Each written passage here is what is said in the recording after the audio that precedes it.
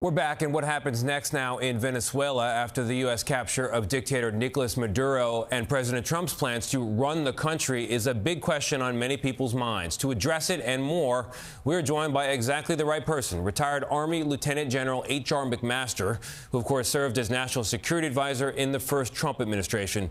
Good evening, Lieutenant General. Thank you for joining us. Hey, great to be with you, Tony. Thanks for having me.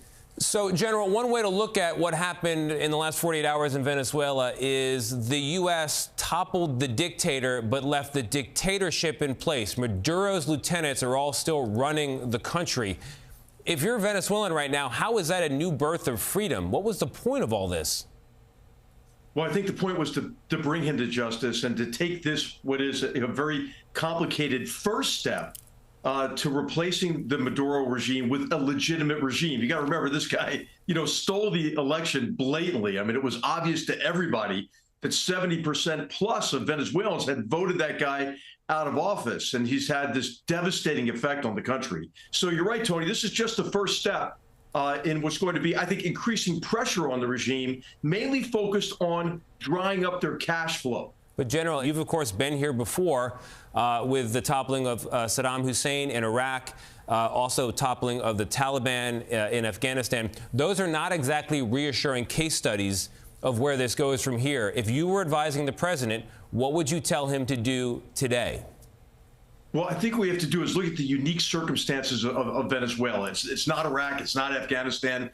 Tony, we've been through this before. I think the problem in both those wars was that we took a short-term approach to a long-term problem set in both places. The Venezuelans ultimately have to do this themselves. But of course, what Maduro's been very good at is crushing any opposition by throwing people into jail, torturing them, murdering them, and then making kind of these brigades of kind of almost like brown shirts, to be his enforcers. It sounds like your recommendation to this government, if you were still a part of it, would be to go all the way. Regime change is coming. It is necessary, and you should hand Venezuela back to the Venezuelan people. Well, it would be to isolate him from sources of strength and support, including the cash flow. That's what you see with the interdiction of the oil tankers and the destruction of the boats, cutting off his access to the narcotics funds.